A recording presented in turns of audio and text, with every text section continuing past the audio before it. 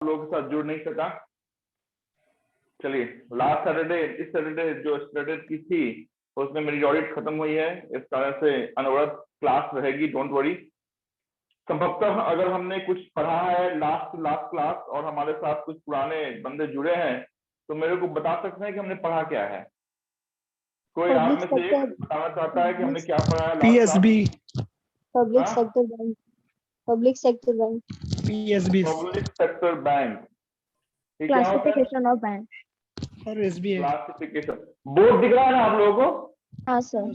कोई ऐसे नए पुराने जिनको बोर्ड नहीं दिख रहा है तो सर से बात कर लीजिए, मैडम से बात कर लीजिए, है ना, कुछ जो टेक्निकल इशू होगा वो निकल जाएगी। चलिए, हमने लास्ट क्लास संभवतः क्लासिफिकेशन ऑफ बैंक पढ़ा है, जिसमें हमने कमर्शियल बैंक को देखा है, कमर्शियल बैंक क्या होती है। तो मैंने स्पष्ट एक ही शब्दों में बताया कमर्शियल बैंक क्या होती है। वैसी बैंक जिस बैंक में हम अपने कासा अकाउंट को ऑपरेट कर सकते हैं। कासा अकाउंट कहने का मतलब है current account and saving account. तो जिस बैंक में हम आसानी से जा सकते हैं, आ सकते हैं, अपने रिटेल बैंकिंग बिजनेस को कर सकते हैं, वो बैंक एक कमर्शियल बैंक होगी। और इस कमर्शियल बैंक के अलग अलग पैमाने हैं कि ये कमर्शियल बैंक का एक part state Bank of India है, फिर आपके 11 नेशनलाइज्ड बैंक हैं, या आरआरबी है, या कोऑपरेटिव बैंक है, या प्राइवेट बैंक है, या फॉरेन बैंक है, या स्मॉल बैंक है, या पेमेंट बैंक है। तो ये अलग कैटेगरी। क्या हुआ, आवाज नहीं आ रही है क्या? अरे आवाज नहीं आया करा? आ रही है सर, आ रही है। हाँ ठीक है। तो फिर जब आ रही है तो मैं बोल रहा हूँ सुनते रहो, क्योंकि मुझे ऐसा लगता है कोई कुछ पूछना चाह रहा है तो जब मैं बोलना बंद कर दूं तो पूछिएगा। अभी मैं लास्ट क्लास जो हमने पढ़ा है, संभवतः कुछ लास्ट क्लास से इस क्लास के बीच में 2 4 5 नए स्टूडेंट जुड़े होंगे, तो उनको 2 मिनट के अंदर, और आप लोगों को जो मेरे साथ लास्ट क्लास जुड़े थे उनको एक मुखड़ा दिखा देता हूँ कि हमने तो बुला लो ना, उनको ऊपर बुला लो, वो यहाँ बैठ जाएंगे। अरे क्या हुआ, बैठने का जगह नहीं है क्या? हाँ, कहाँ पे बैठने का जगह नहीं? कौन सी ब्रांच में? दादर, बोरीवली, डोंबिवली? अरे कहीं बैठ जाओ यार। मैं जब पुणे में पढ़ाता था 2010 में, तो मेरे क्लास में खिड़की के बाहर बच्चे बैठे रहते, तो कहीं बैठ जाओ जहां पे जगह मिल रहा है। Don't disturb class. एक तो ऑलरेडी 11 मिनट लेट से हमने अपने क्लास की शुरुआत की है, तो कहीं जिधर जुगाड़ मिलता है बैठ जाओ। चलो, हमने पीएसबी बैंक देखा, उसके बाद जो कैटेगराइजेशन था जिसमें हमने पीएसबी बैंक की बात की, उसमें हमने ये बताया कि PSB bank, the full form of PSB is public sector bank. Public sector का मतलब ही है गवर्नमेंट अंडरटेकिंग। कोई भी पब्लिक सेक्टर ऑर्गेनाइजेशन आप कहते हैं कि हम प्रिपरेशन जो कर रहे हैं किसके लिए कर रहे हैं, तो गवर्नमेंट बैंक में जाने के लिए प्रिपरेशन कर रहे हैं। तो गवर्नमेंट बैंक क्या है? पब्लिक सेक्टर बैंक है। ये जितने भी आप नवरत्न महारत्न कंपनियां देखते हैं, गेल, बेल, आईओसी, सीआईएल, ये सब क्या है? ये सब भी पब्लिक सेक्टर अंडरटेकिंग है। वैसी बैंक, वैसी ऑर्गेनाइजेशन जिस ऑर्गेनाइजेशन में गवर्नमेंट ऑफ इंडिया की भाग साझेदारी, जो हिस्सा, जो पूंजी है वो 51% या उससे ज्यादा लगा हो, the bank will be considered as public sector bank. और मैंने फिर आपको बाइफर्केशन बताया कि आज के डेट में पब्लिक सेक्टर बैंक कितने हैं। मैंने नंबर आपको जो दिया वो 12 था। उस 12 से में भी मैंने 2 कैटेगराइजेशन किया कि they are 11 nationalized bank and there one which is public sector bank but not nationalized is the State Bank of India. फिर हमने आपको बताया कि स्टेट बैंक ऑफ इंडिया का एस्टैब्लिशमेंट हमने बीबीबी थे, बीबीएम थे, बैंक ऑफ बॉम्बे, बंगाल और मद्रास। 1921 में ये तीनों एक साथ एक ही मंच पे आके जुड़ गए, इसको हमने नाम दिया इंपीरियल बैंक। और इसी इंपीरियल बैंक को हमने एक नया रूपांतरण हमने दिया 1 जुलाई 1955 को, नाम दिया स्टेट बैंक ऑफ इंडिया। जिस समय हमने इसे स्टेट बैंक ऑफ इंडिया को बनाया था, there were associate bank with State Bank of India. हमने फिर सौराष्ट्र को और इंदौर को 2008-2010 में मर्ज कर दिया, और जो बच गए आपके 5 एसोसिएट बैंक, चाहे वो स्टेट बैंक ऑफ हैदराबाद हो या बीकानेर एंड जयपुर हो, है ना, ये 5 बैंक प्लस आपकी भारतीय महिला बैंक को हमने हाल ही के दिनों में, हाल ही के वर्षों में हमने स्टेट बैंक ऑफ इंडिया में ही मर्ज कर दिया। उसके बाद 11 नेशनलाइज्ड बैंक है, जो हमने बताया कि 2 बार अभी तक बैंकों की नेशनलाइजेशन हुई है, in the year 1969 and 1980 by Indira Gandhi. और आज के डेट में आपके 11 ही है, अर्लियर इट वाज 19। कुछ मर्जर और एक्विजिशन हुए हैं, जैसे पीएनबी में ओबीसी और यूनाइटेड बैंक मिल गया था, इंडियन बैंक में कौन सा बैंक आके मिल गया, तो इलाहाबाद बैंक आके मिल गया, कैनरा बैंक में सिंडिकेट बैंक आके मिल गया, यूनियन बैंक में 2 बैंकों का समायोजन हो गया, चाहे वो आंध्रा बैंक हो या कॉर्पोरेशन बैंक हो। बैंक ऑफ बड़ौदा में भी 2 बैंकों का समायोजन हो गया, चाहे वो देना बैंक हो या विजया बैंक हो। स्टैंड अलोन जो बैंक बच गई वो बैंक ऑफ इंडिया है, सेंट्रल बैंक ऑफ इंडिया है, इंडियन ओवरसीज बैंक है, बैंक ऑफ महाराष्ट्र है and Punjab and Sindh bank है। तो ये तमाम बातें हमने लास्ट क्लास की हैं। जो हमारे साथ उस क्लास में जुड़े थे उनको ये चीजें मालूम होंगी, जो नहीं जुड़े थे उनके लिए एक रिक्वेस्ट, यूट्यूब चैनल पे आप जाके इन चीजों को खंगाल सकते हैं और फिर जब रिसाइकल में हम इससे चलेंगे तो सारी बात हम करेंगे। आज से क्लास की हम शुरुआत करते हैं, अपने पुराने ही टॉपिक को कंटिन्यू करते हैं जो हमने क्लासिफिकेशन ऑफ बैंक में छोड़ दिया था, उसका नाम है डेवलपमेंट बैंक। अभी ध्यान से सुने, मैं जो नाम बता रहा हूं और जो उसके अंदर छिपी हुई इंपॉर्टेंट फैक्ट है उसको बता रहा हूं, पहले सुन ले, फिर 1 बाय 1 करके आज की क्लास की बातें हम अपने बोर्ड पे लिखेंगे और आप अपने नोटपैड पे पेन डाउन कर सकते हैं। हमने जिस कैटेगरी ऑफ बैंक का नाम बताया वो नाम बताया डेवलपमेंट बैंक। ये डेवलपमेंट बैंक एक ऐसा बैंक है जो कमर्शियल नहीं है। कमर्शियल बैंक नहीं कहने के कारण सीधी सी बात है, आप उस बैंक में इंटर नहीं कर सकते हैं। जैसे आप जाते हैं ना, आज जाते हैं बैंक ऑफ इंडिया में तो कोई नहीं रोकता है आपको, डायरेक्ट आप काउंटर पर पहुंच जाते हैं या ब्रांच मैनेजर केबिन में पहुंच जाते हैं। लेकिन ये जो मैं नाम बताने जा रहा हूं, इस बैंक के अंदर आपकी कदम संभवतः पढ़ने से पहले आपको बहुत चीजों पे साइन करना पड़ेगा या आप नहीं जा सकते हैं। ये बैंक आपके लिए काम करती नहीं है। ये बैंक गवर्नमेंट के कदम से कदम मिला के डेवलपमेंट, चाहे वो रूरल इंफ्रास्ट्रक्चर हो, चाहे वो इंपोर्ट इंफ्रास्ट्रक्चर हो, मतलब गवर्नमेंट के स्वरूप के ऊपर ये काम करने वाली बैंक है। और ये 4 बैंक हैं, इसमें से एक बैंक एक ऐसी बैंक है जो आपके rural finance, SHG finance, micro finance और RRB that is regional rural bank, इन सब की फादर है। नाम है national bank of agriculture and rural development, NABARD. इस नाबार्ड बैंक का एस्टैब्लिशमेंट हमने जिस कड़ी में किया है, ये डेट भी आपके लिए इंपॉर्टेंट है। जैसे आपने 1 अप्रैल 1935 डेट याद रखा, आरबीआई के एस्टैब्लिशमेंट से जुड़ा हुआ। 1 जुलाई 1955 आपने डेट याद रखा, स्टेट बैंक ऑफ इंडिया के एस्टैब्लिशमेंट से जुड़ा हुआ। वैसे ही आप उस डेट को भी याद रखेंगे जिस डेट को हमने नाबार्ड का एस्टैब्लिशमेंट किया है, 12 जुलाई 1982। तो हमने नाबार्ड का एस्टैब्लिशमेंट किया 12 जुलाई 1982 को। बट इससे भी ज्यादा इंपॉर्टेंट है कि नाबार्ड का एस्टैब्लिशमेंट हमने कौन से कमिटी के रिकमेंडेशन पे किया है। संभवतः आई होप जो पुराने स्टूडेंट जुड़े हैं उनसे अगर मैं एक सवाल पूछूं तो मुझे आंसर मिलेगा। वो सवाल ये है कि आरबीआई का एस्टैब्लिशमेंट कौन सा कमिटी के रिकमेंडेशन पे हुआ था? Anyone? Hilton and Young Commission. Young and Hilton. आपको ऑप्शन देता हूं। The first option is young and Hilton, the second option is royal commission, the third option is Narasimham committee and the fourth option is Sivaraman committee. क्या answer दीजिएगा? First. Young. 1 and 2. First and Option second. two. First and second. First and second. Yes, both Royal Commission and Young and Hilton Commission both are a synonyms, तो दोनों को आप एक साथ साथ लेके चल सकते हैं। वैसे ही नाबार्ड का एस्टैब्लिशमेंट जिस कमेटी के रिकमेंडेशन पे किया है, उस कमेटी का नाम आज की क्लास की सबसे बड़ी बात है, नाम है शिवरामन कमेटी। तो इस बात को आप ध्यान रखेंगे कि नाबार्ड क्या है। तो NABARD is the apex organization for RRB, वो आरआरबी जिसकी वैकेंसी हाल ही के दिनों में आने वाली है।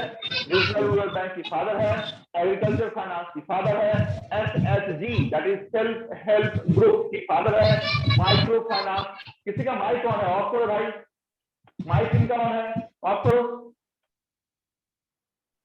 है ना। तो इन सब की जो फादर है वो नाबार्ड है और नाबार्ड के चेयरमैन आज के डेट में जो काम कर रहे हैं नाम है GR चिंताला। जितने भी चीफ हैं, चाहे वो आरबीआई के हों या फिर आरबीआई के डिप्टी गवर्नर हो या स्टेट बैंक ऑफ इंडिया के आपके चेयरमैन हो, जितने भी चेयरमैन और चीफ का नाम मैं आपके बोर्ड पर लिखता हूं, आपसे एक रिक्वेस्ट ये है कि जब आपकी एग्जाम होगी इन चीजों को आप अपडेट करके जाएंगे, क्योंकि आज जो चीफ है कल हो या ना हो इसकी गारंटी मैं नहीं ले सकता हूं। तो अगर एग्जामिनेशन तक आप मेरे साथ जुड़े हुए हैं तो ऑटोमेटिक सर सर आवाज नहीं आ रही है। रही है। है ना? अगर नहीं आवाज आ रही है ना, हाँ अभी आ रही है। तो आपको इन चीजों को खुद से अपडेट करके चलना पड़ेगा। सर नाबार्ड का सन बता रिपीट दीजिए। कीजिए ना, रिपीट कीजिए ना प्लीज। क्या हो गया? सर बीच में वॉइस चली गई तो समझा नहीं, रिपीट कीजिए ना। ओके ओके ओके, सब अभी समझ में आ जाएगा, डोंट वरी। एक सर मिनट नाबार्ड का स्टैब्लिशमेंट का वो सन बता दीजिए। 12 जुलाई तो बताता 19। हूँ। क्यों क्यों टेंशन ले रहे हो? मैंने बताया ना, आज की क्लास में जो भी बात मैं बता रहा हूँ वो मैं आपके बोर्ड पे लिखूंगा, डोंट वरी। तो ये है नाबार्ड। हेडिंग लिखें, डेवलपमेंट बैंक। Development bank. कितने लोगों की आज पहली क्लास है? मेरी पहली क्लास है। कितने हैं? नाम बताओ फटाफट। श्रद्धा। सर मेरी है आकांक्षा। एक, दो, तीन, चार। सर विकास। सर दीपाली। समझ गया। मतलब है 10 जुड़े हुए नए। काव्या। सर ओके, मीत भानुशाली। क्या बनना है काव्या? क्या बनना है आपको? सर मुझे इनकम टैक्स इंस्पेक्टर। अरे तो इनकम टैक्स इंस्पेक्टर बनना है तो उसके लिए एसएससी क्लास अटेंड करो ना। ये किस क्लास की बात सर है? ये भी क्योंकि मैंने पूरा ओवरऑल लिया है ना, बैंकिंग एंड ऑल, और ये अच्छा सब। अच्छा अच्छा, ठीक है ठीक है ठीक है, चलेगा। क्योंकि सर एसएससी में भरोसा नहीं है, क्योंकि वो बहुत ज्यादा टाइम लेता है।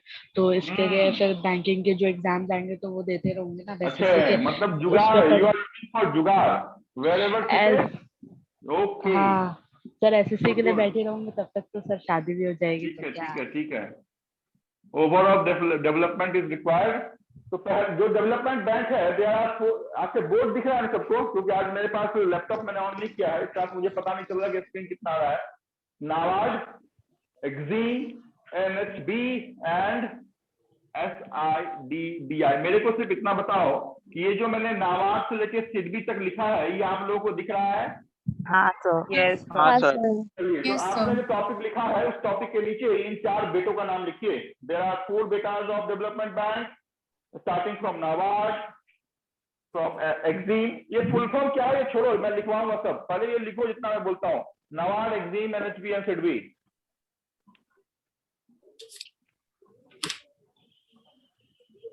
एसएससी वाले ध्यान दें, थोड़े से बहुत गंभीरता के साथ जितनी भी आपकी जनरल स्टडी है, चाहे वो एंशियंट हिस्ट्री हो, मिडावल हिस्ट्री हो, मॉडर्न हिस्ट्री हो, या फिर पॉलिटिकल साइंस हो।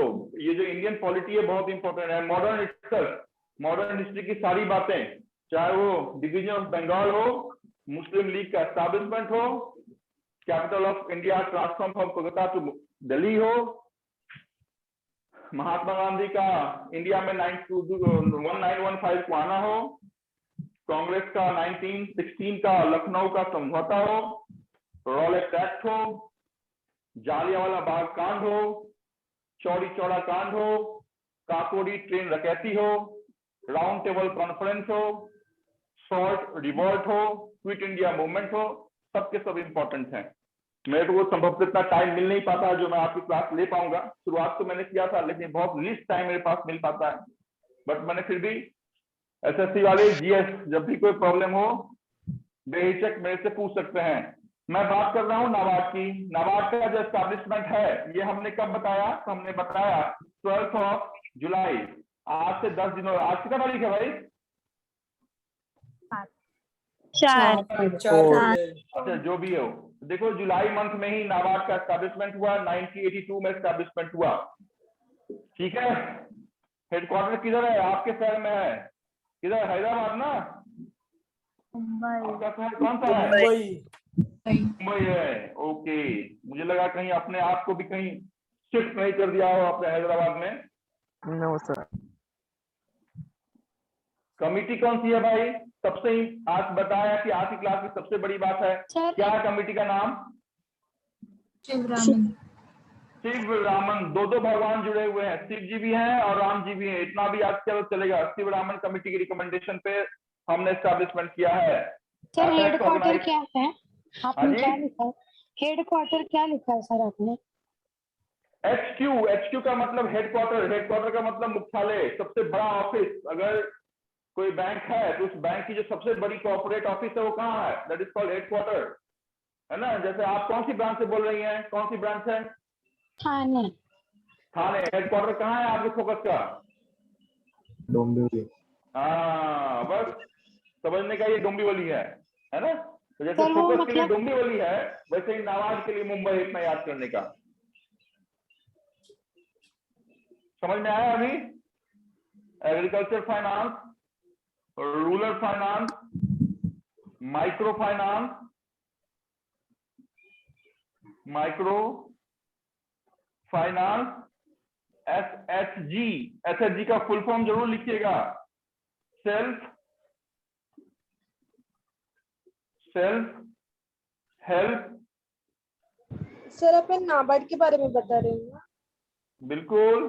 क्या यहाँ पर मैंने किधर मारा है तीर? सिर्फ नाबार्ड पे मारा है ना? सर कमेटी और ये एपेक्स दोनों एक ही है क्या?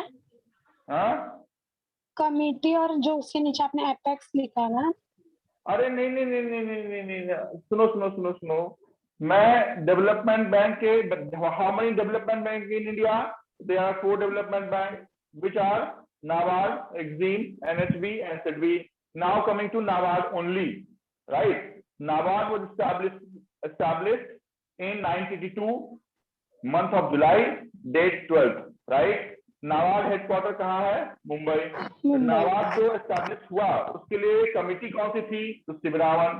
नाबार्ड आखिर करती क्या है? तो NABARD is the apex organization of agriculture finance, rural finance, micro finance and SHG। मतलब इन चारों का पापा कौन है? तो नाबार्ड है। ठीक है, मतलब इंडिया में कोई भी एग्रीकल्चर फाइनेंस से जुड़ा हुआ कोई भी स्कीम आएगा, या रूरल फाइनेंस, रूरल डेवलपमेंट से जुड़ा हुआ कोई भी स्कीम आएगा, सेल्फ हेल्प ग्रुप से जुड़ा हुआ कोई भी स्कीम किसी भी बैंक में आएगा, उसका फंडिंग कौन करेगा? नाबार्ड। मैंने संभवतः लास्ट क्लास एक और बातें बताई थी कि जो पैसा हम यूज नहीं करते हैं, छोड़ दें उन बातों को, नहीं तो कंफ्यूजन हो जाएगा। हमने एक स्कीम का नाम बताया था RIDF, किसी को याद है? हाँ सर। क्या है भाई बताओ? सर वो मतलब रूरल इंफ्रास्ट्रक्चर डेवलपमेंट। अरे क्या बात है, एक्सेलेंट। क्या नाम है आपका? पूजा। अरे वेरी गुड। किधर से देखा? पीछे से देखा क्या? नहीं sir. Very good very good. ये बड़ी बातें हैं, जनरली ऑफिसर ग्रेड में आपसे पूछा जाएगा। RIDF छोड़ दें, क्या RIDF बाद में क्लास में बताऊंगा। अभी हमारा कंसंट्रेशन डेवलपमेंट बैंक के नाबार्ड के ऊपर है, तो आप लिखें NABARD is the apex organization of agriculture finance, rural finance, micro finance and SHG। और चेयरमैन कौन है? चेयरमैन नाम बताया था ना, GR गोविंद राजू चिंटाला। हाँ वेरी गुड। तो गोविंद राजे है, ठीक है, इतना लंबा चौड़ा नहीं भी याद किया, तो ये इतना याद करना था कि नाबार्ड में चिंता का काम होता है, CHINTALA, Chintala. GR Chintala is present chief chairman of NABARD. इतनी बात नाबार्ड में याद रखिए। एंड मोस्ट इंपॉर्टेंट, पहले लिखें इन बातों को, फिर आगे बताता हूँ। सर गोविंद राजन चिंतला ना? बिल्कुल, वेरी गुड। सर अपेक्स मतलब क्या होता है? जिनको नहीं समझ में आ रहा है, नए हैं, टॉप मोस्ट बेहिचक पूछने का।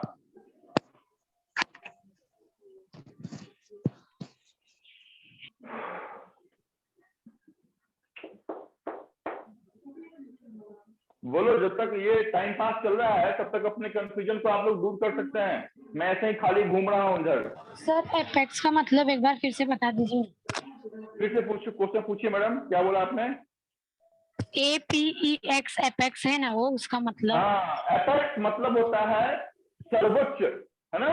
कि नाबार्ड क्या है? तो NABARD is the apex organization of these different forms. जैसे RBI क्या है? तो RBI is the apex bank for all commercial bank, वही है आपका नाबार्ड। तो नाबार्ड, जैसे RBI सारी बैंकों की एपेक्स बैंक है, वैसे ही नाबार्ड किसकी एपेक्स बैंक है? इन चारों चीजों की एपेक्स बैंक। इन चारों के अंदर कोई भी चीजें होंगी तो नाबार्ड के अंदर होगा। सर ये Okay, sir. नाबार्ड और ये सब का भी कुछ एग्जाम होता है? बिल्कुल, चलो बताता हूँ। इतना हुआ या फिर इसको लिखने में रात चली जाएगी? हो गया सर। हो गया सर, बताओ डन ना, ये मीरा रोड वाले फास्ट लिखेंगे, थाने वाले स्लो लिखेंगे, कैसे काम चलेगा?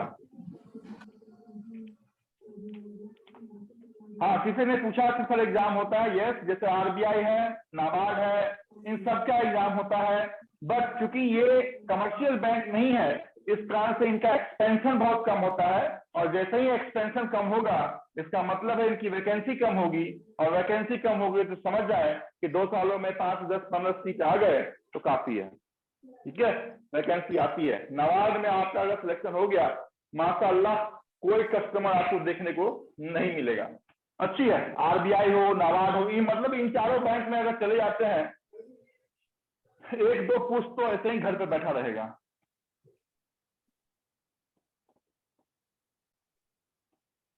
स्टेट ऑफ आज के क्लास की दूसरी सबसे बड़ी बात, देखिए नाबार्ड ही पढ़ा रहा हूं, अदरवाइज मैं क्या करता हूं, मैं पूरी क्लास में 1-2 बात इंपॉर्टेंट बताता हूं पूरे क्लास में, लेकिन नाबार्ड इटसेल्फ इज इतना इंपॉर्टेंट कि उसी में से 2 सबसे बड़ी इंपॉर्टेंट बात आज के क्लास के लिए निकल गई है कि नाबार्ड का पहला इंपॉर्टेंट फैक्ट मैंने बताया कि नाबार्ड में जो एस्टैब्लिशमेंट हुआ वो कौन से कमेटी के रिकमेंडेशन पे हुआ है, तो वो हमने बताया शिवरामन कमेटी।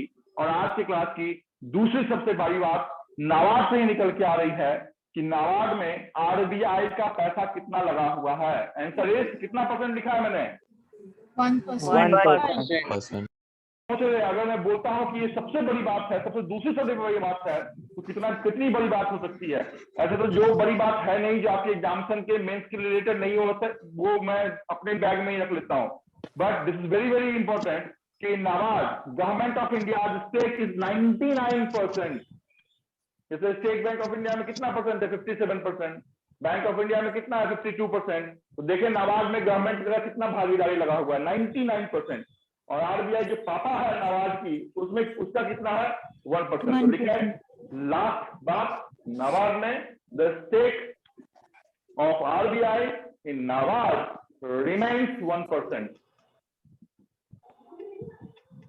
मैं फिर से बोलता हूं, अगर आरबीआई की परसेंटेज 1% याद हो जाए तो ही गवर्नमेंट की 99% याद कीजिएगा, अदरवाइज ये 99 आरबीआई के पास चला जाएगा और गवर्नमेंट के पास 1% आ जाएगा।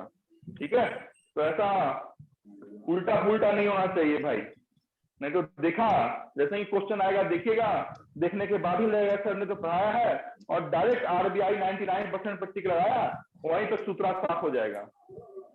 चलो आगे,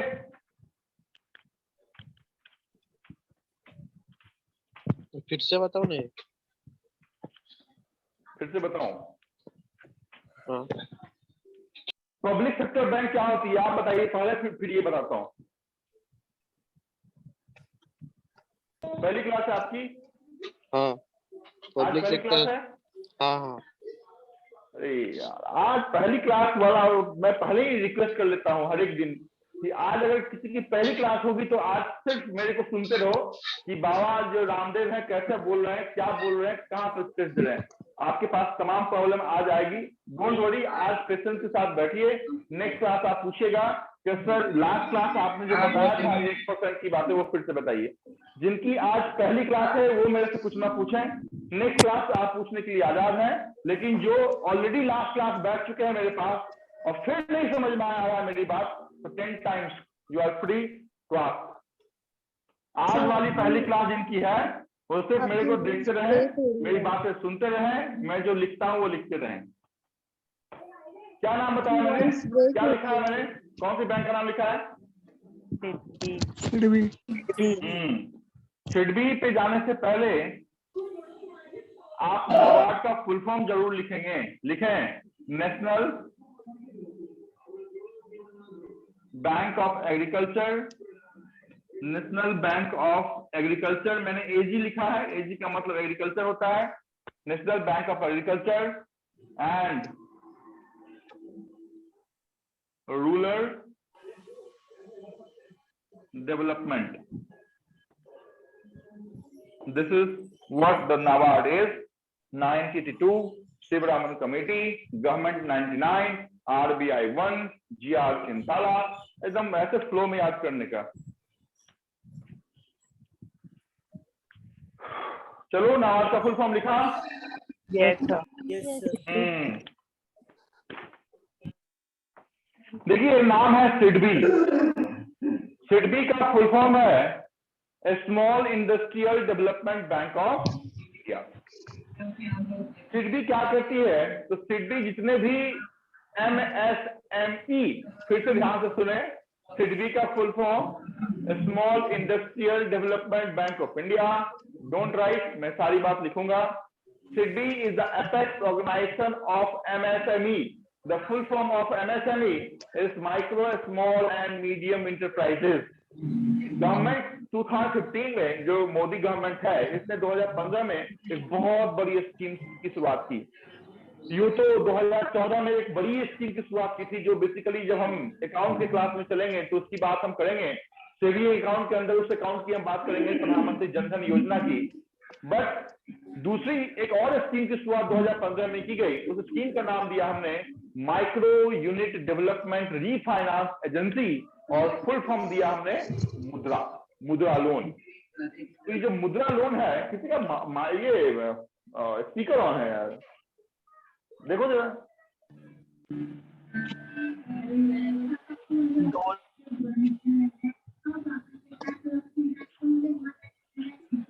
अरे सुमित यादव भाई, कहाँ से हो सर? अमरावती से। हाँ वो ठीक है, अभी माइक बंद कर लो, बाद में हम अमरावती चले गए। किधर है Amravati? Sir Vidarbha side. Vidarbha sir, अरे बाबा बाबा। सर वैसे मतलब कॉलेज मुंबई का ही है मेरा। अच्छा, अभी आप कहाँ पे हो? मुंबई में हो कि अमरावती में हो? अमरावती में। अमरावती में हो? हाँ सर। Very good. ये रोहन उमाशे। सर मैं क्या बोल रहा हूँ, ये 7 to 9 के मॉर्निंग के बैच में होगा ना? फिर से आज मेरा फर्स्ट लेक्चर है। क्या हो गया, फिर से बोलो। सर मेरा फर्स्ट लेक्चर है आज, तो 7 to 9 के बैच में फिर से होगा नहीं, ये मॉर्निंग के? देखिए सर, वो जो है ना, आपकी जो क्वेरी है ना, ये मुझे नहीं पता है यार। ये क्वेरी अपने मैडम से या सर से, जो अशोक सर हैं, इनसे एक बार डिस्कस कर लीजिएगा, क्या है ना है, ठीक है? क्योंकि आपका क्या है नहीं है ये मुझे कुछ मालूम नहीं है, इस कारण से इस पर कुछ ज्यादा मैं बोलना नहीं चाहता हूँ।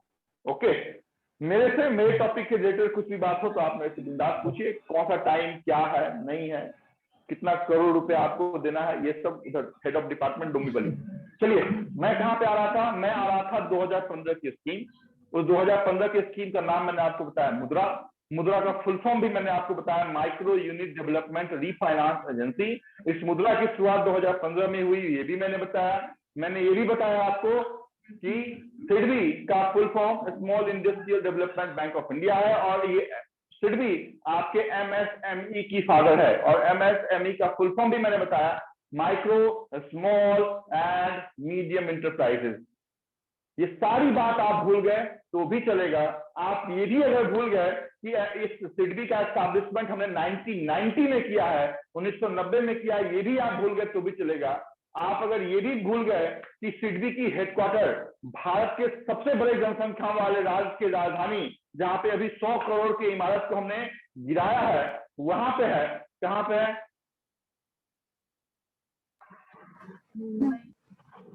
मैंने बातों में बोला भारत के सबसे बड़े जनसंख्या वाले राज्य की राजधानी कहाँ है? यूपी, बिहार, लखनऊ,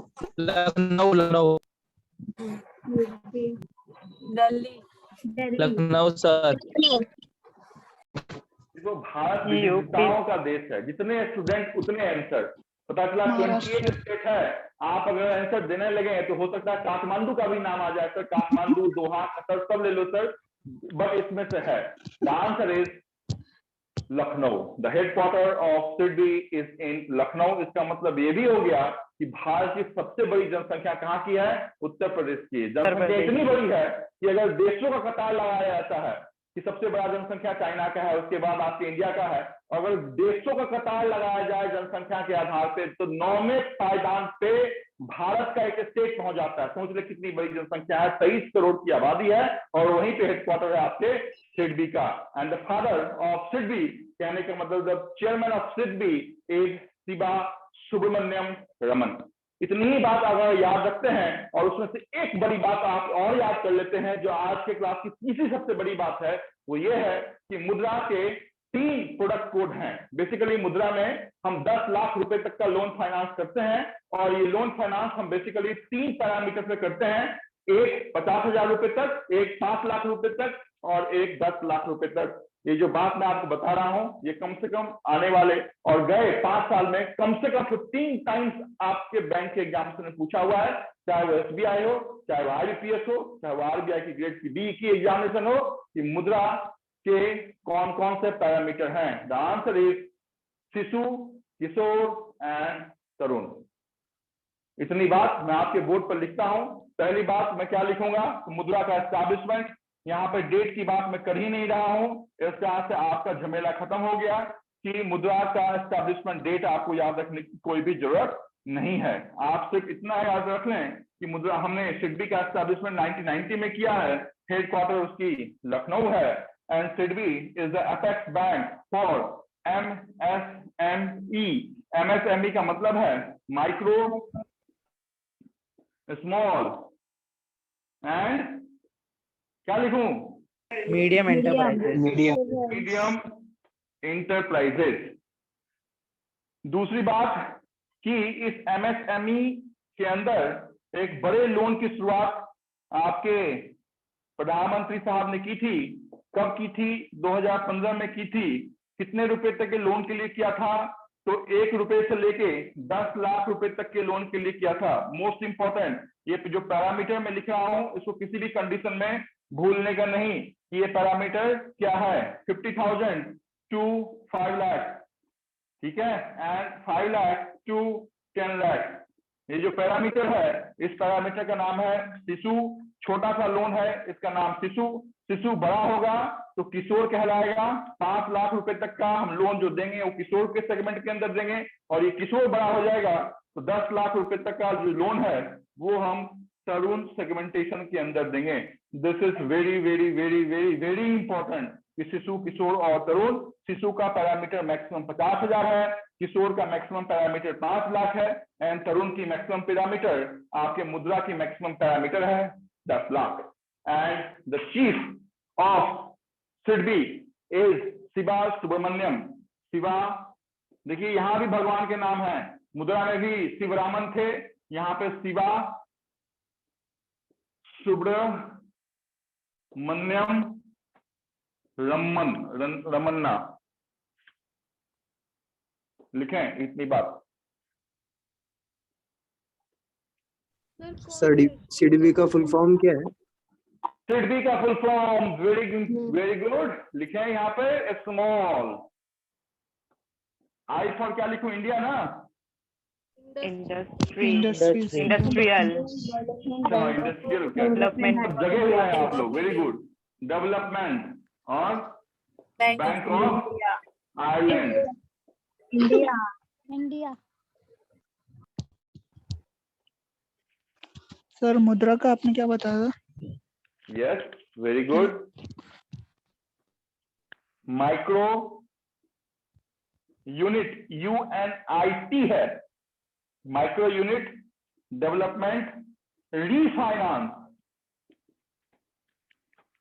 देखिए मैंने पहले ही बताया है कि आपके एग्जामिनेशन में 4 शॉर्ट फॉर्म होते हैं, ठीक है। 4 शॉर्ट फॉर्म में मुद्रा देगा, बोलेगा इन मुद्रा R stand for what, in MSME M stand for what, in SIDBI D stand for what. तो वहां पे आपको सारे फुल फॉर्म याद करने हैं। इस कारण से मैं हमेशा फुल फॉर्म पे बहुत ज्यादा स्ट्रेस देता हूँ, बहुत ज्यादा। सर ये जो आपने फुल फॉर्म नहीं पूछे जाते हैं, SSC वाले बेफिक्र हैं, फुल फॉर्म आपके एग्जामिनेशन का पार्ट नहीं है। बैंकिंग में तो 4 तो मिनिमम 5 भी रह सकता है। सर आपने जो तीसरा क्या लिखा है? एक बाय वन माइक्रो यूनिट देव क्या लिखा है? Micro unit development refinance and A stand for agency, micro unit development refinance agency. Chairman का नाम क्या लिखा है सर? हाँ, चेयरमैन का नाम क्या लिखा है? चेयरमैन का नाम है शिवा सुब्रमण्यम रमन, RAMANN। अब मेरा राइटिंग है क्या, तो वो चाइनीज की तरह मैं लिखता हूँ। सबसे जो ज्यादा speaking language of the world है वो कौन सा है भाई?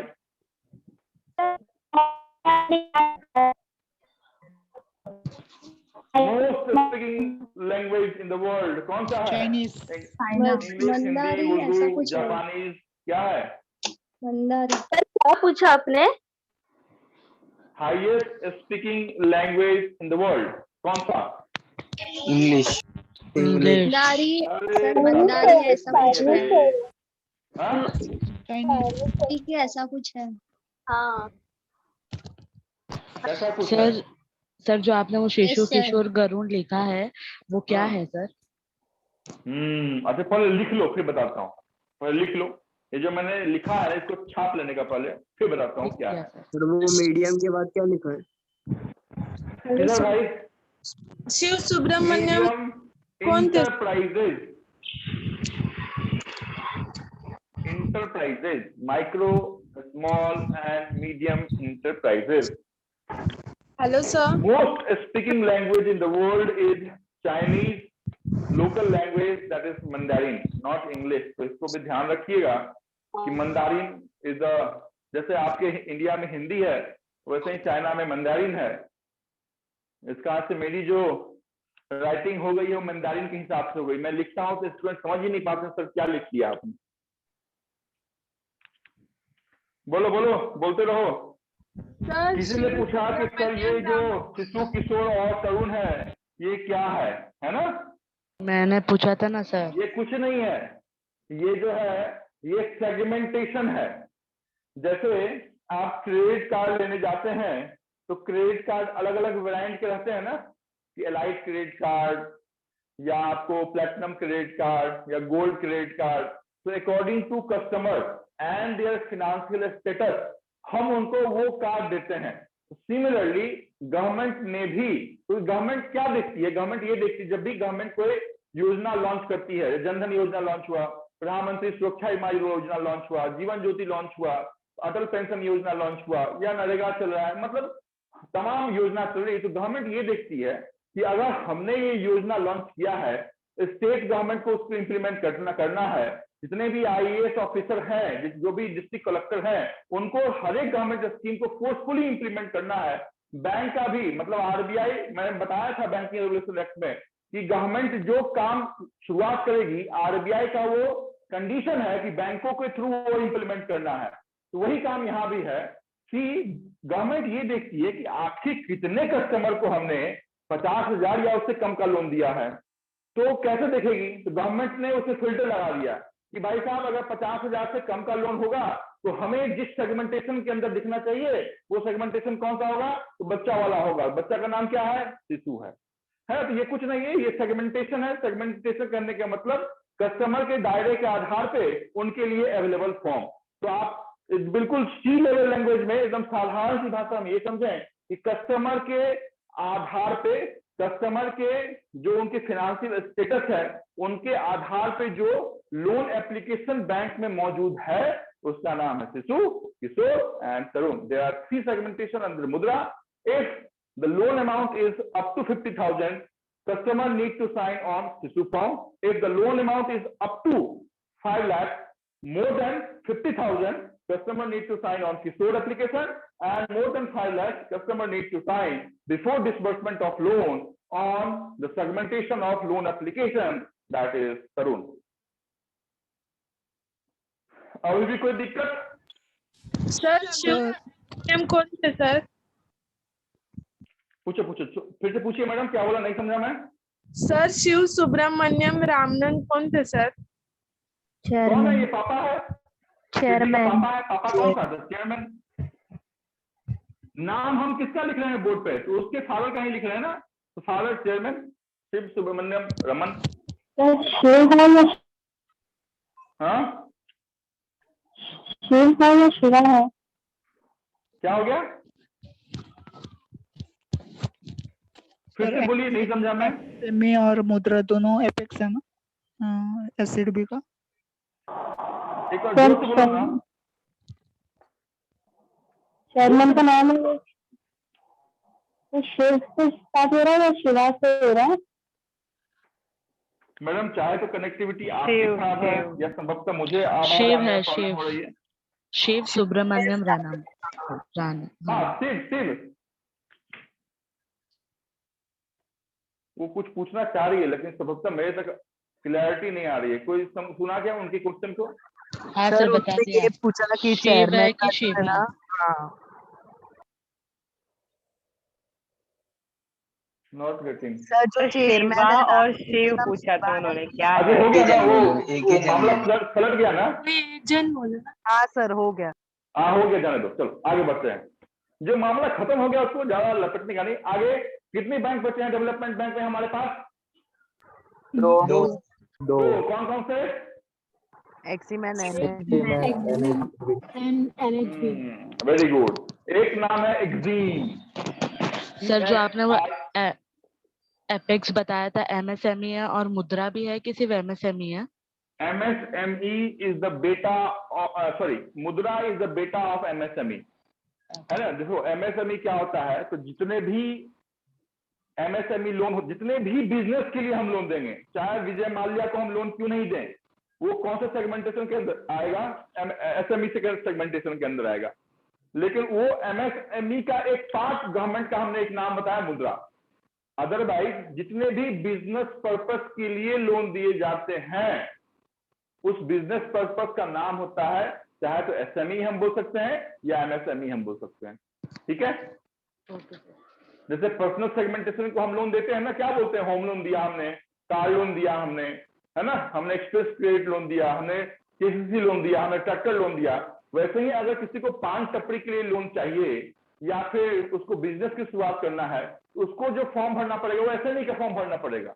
उसको हम कोई पर्सनल सेगमेंटेशन के अंदर काउंट ही नहीं करेंगे, क्योंकि वो सैलराइड कस्टमर है ही नहीं। उसको जो हम पैसा देंगे, उस पैसे से वो अर्न करेगा और फिर वो पैसा हमारे पास देगा। ठीक है। हम और आपको जो लोन मिलता है, कौन सा लोन मिलता है? हम और आप जो सैलरी पे कमाते हैं, तो सैलरी को देख के हमें लोन दिया जाता है। तो SME में ऐसा नहीं होता है। SME में ये होता है कि प्रोजेक्टेड बैलेंस शीट, मतलब हम जो 20 लाख का लोन फाइनेंस करेंगे, मुद्रा की बात नहीं कर रहा हूं क्योंकि मुद्रा में 10 लाख की लिमिट है, लेकिन अगर किसी बड़ा दुकान है, कोई पेट्रोल पंप है, कोई गैस का एजेंसी है, उनको हम 20 लाख का लोन अगर फाइनेंस कर रहे हैं, तो उनका प्रोजेक्टेड बैलेंस शीट हम देखते हैं कि 20 लाख रुपए का जो टर्नओवर होगा वो कितना होगा। हमारी जो इंटरेस्ट रेट 3.30 के हिसाब से आज चल रही है, तो हमें ये रिटर्न कैसे करेगा। तो कहने का मतलब ये है कि बिजनेस लोन का नाम बिजनेस लोन न देके हम SME लोन देते हैं, उसको हमने MSME बताया। उसमें से एक छोटा सा जो वेराइटी है, उस वेराइटी का नाम हमने सिर्फ मुद्रा के रूप में आपको बताया है। क्लियर हो गया ये सब? Yes sir. सर बोलो। सर नाबार्ड कितना लोन दे सकता है? मेरे को दादा ये बताओ कि नाबार्ड में आप जा सकता है क्या? वो बताओ। नहीं जा सकता। तो फिर लोन क्या देगा भाई? जब आप जा ही नहीं सकते हैं तो लोन क्यों देगा आपको? हाँ बराबर सर, ना? वो किसके लिए? एग्रीकल्चर ये सब के लिए ना? वो आपके लिए है ही नहीं। मैंने पहले ही लाइन में बताया था कि किसके साथ कदम में कदम मिला के चलता है वो? Government of India. Government of India. Government की जो भी स्कीम होगी उसके साथ कदम में कदम मिला के चलेगा। वो आपसे डील करेगा क्या? आपको बोलेगा क्या कि मेरे पास आओ हम आपको लोन देते हैं? नहीं डील करेगा। नाबार्ड अपना पैसा RRB को देता है या पब्लिक सेक्टर बैंक को देता है, और ये बैंक आपको क्या करते हैं, तो किसान लोन, KCC लोन, है ना, ये लोन, फलाना लोन, ढिमका लोन देते रहते हैं। ठीक है। मैंने स्पष्ट बता दिया, डेवलपमेंट बैंक के अंदर आप नहीं जा सकते हैं। वहां जाने के लिए चाहे तो एग्जाम पास करना पड़ेगा या फिर चोरी डकैती कुछ करना है तो जा सकते हैं, कोई बात नहीं। चलो आगे। हाँ सर। चलो, नाबार्ड का एस्टैब्लिशमेंट हमने 1994 में किया था, राइट और रॉन्ग? 82 सर। जागो जागो ग्राहक जागो, इस तरह से मैं देखता हूं कितने लोग जगे हैं, कितने सोए हुए हैं। नाम लिया हमने एग्जीम में ही, नाम में ही इसका फुल फॉर्म लिखा हुआ है, export Export. Import and I export. am for import. तो export import bank of India, सीधी सी बात है। तो ये जो बैंक है ये बेसिकली लोन उस बड़े गवर्नमेंट इंटरप्राइजेस को देगा जो एक्सपोर्ट इंपोर्ट में डील करते हैं, क्योंकि ये बहुत इंपॉर्टेंट है गवर्नमेंट के लिए कि उनका जो बैलेंस ऑफ पेमेंट या बैलेंस ऑफ ट्रेड है वो क्या हो, तो बिल्कुल सेम प्लेटफॉर्म पे हो। अभी हम एक्सपोर्ट क्या कर रहे हैं तो कम कर रहे हैं, इंपोर्ट ज्यादा कर रहे हैं, तो ये चलता नहीं है। मतलब हम क्या कर रहे हैं, फिर से बोलता हूं, एक्सपोर्ट हम कम कर रहे हैं, मतलब हमारे इंडिया में वैसा प्रोडक्ट या वैसा प्रोडक्शन जो हमारे कंजम्पशन से ज्यादा है उसी को हम क्या करते हैं, तो एक्सपोर्ट करते हैं। तो अभी हम एक्सपोर्ट बहुत कम करते हैं, दूध का करते हैं या टी का करते हैं, तो हमारा जो प्रोडक्ट है वो बहुत कम ऐसा प्रोडक्ट है जिसकी हम एक्सपोर्ट करते हैं, लेकिन इंपोर्ट हम बहुत ज्यादा करते हैं, चाहे वो क्रूड ऑयल हो, मतलब हम तो यहाँ तक कि फिश भी कभी कभी इंपोर्ट करते हैं, तो हमारा इंपोर्ट ज्यादा है। तो इसका इस कारण से अभी किसी ऑर्गेनाइजेशन को अगर हम लोन नहीं देंगे कि आप अपने ओरिएंट फैन को बनाइए और इसका प्रोडक्शन इतना ज्यादा कीजिए कि हम काठमांडू भेज सकते हैं, तो बनाएगी नहीं। तो बेसिकली एक्सपोर्ट इंपोर्ट बैंक का काम यही है कि हमें एक्सपोर्ट इंपोर्ट को एक बैलेंस ऑफ ट्रेड को लाने के लिए, हमें बिजनेस को बढ़ावा देने के लिए फाइनेंसिंग का तरीका अख्तियार करना है। तो सिर्फ फुल फॉर्म लिखिए, export import bank of India, लिखिए full form export import bank of India, EXIM. Establishment लिखिए 1992, export import bank of India. Aim लिखिए टू प्रमोट एक्सपोर्ट,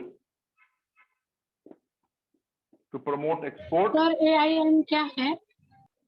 एम आपका एम क्या है? एसएससी, बैंकिंग, एमपीएससी, जिधर जुगाड़ मिल गया उधर पहुंच जाना है ना, वैसा ही एक्सिम का एम क्या है? To promote export for balancing of foreign trade.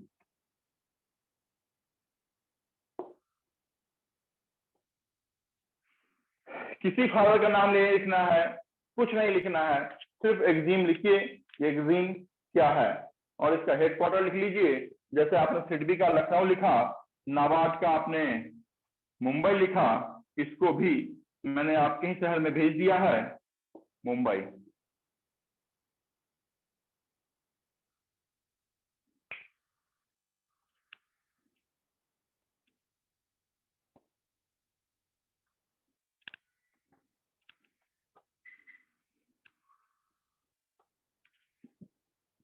चलो हटाओ। हाँ यस सर। यस एक मिनट रुक जाओ, इतना देर बाद बुला दिया तुम लोगों ने, मुझे प्यास लग गया, रुको। चेयरमैन कौन है इसके? नहीं लिखने तू जा। वॉइस ब्रेक हो रही है। हाँ सर। हाँ सर। ज्यादा जो खाओगे ना तो वो मोटिंग होने लगेगा, समझे क्या है? ज्यादा नहीं खाने का, जितना बताता हूँ सिर्फ उतना डाइजेस्ट कर लो, मोर देन सफिशिएंट।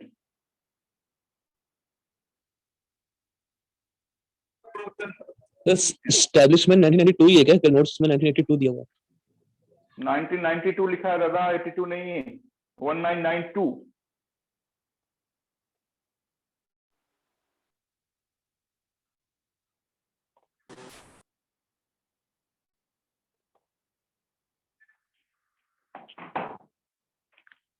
चलो कहां तक पहुंचे?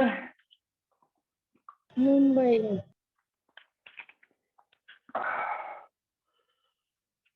पढ़ने में इतना मजा आना चाहिए ना, कोई भी चीज पढ़ रहे हैं, चाहे मैथ का डीआई बना रहे हैं, मैथ के नंबर सीरीज बना रहे हैं, मैथ के सिंप्लीफिकेशन बना रहे हैं, कंपाउंड इंटरेस्ट बना रहे हैं, प्रोबेबिलिटी बना रहे हैं, रीजनिंग के सिटिंग अरेंजमेंट बना रहे हैं, रीजनिंग के पजल बना रहे हैं, रीजनिंग के सिलॉक्स बना रहे हैं, रीजनिंग के इनपुट बना रहे हैं। इंग्लिश तो पढ़ते ही नहीं है। कितने लोग मन से बताओ 2 घंटे इंग्लिश पढ़ता है? मन से बताओ, एनीवन? अच्छा 1 घंटे इंग्लिश कौन पढ़ता है daily? Sir half an hour ये न्यूज़पेपर ईमानदारी से बताना, ऐसा नहीं कि मैं वाहवाही दूंगा, मेरी वाहवाही देने से कुछ नहीं होगा। आपके एग्जाम में परफॉर्म करना है फॉर फाइनल सिलेक्शन। कितने लोग आधे घंटे इंग्लिश पढ़ते हैं daily? Sir newspaper reading sir newspaper वैसा नहीं कि क्लास चल रहा है और हम पढ़ रहे हैं, ऐसा पढ़ाई नहीं। खुद से इंग्लिश को स्टडी आधे घंटे कितने लोग करते हैं आप में से? रोज करते हैं। Growth sir.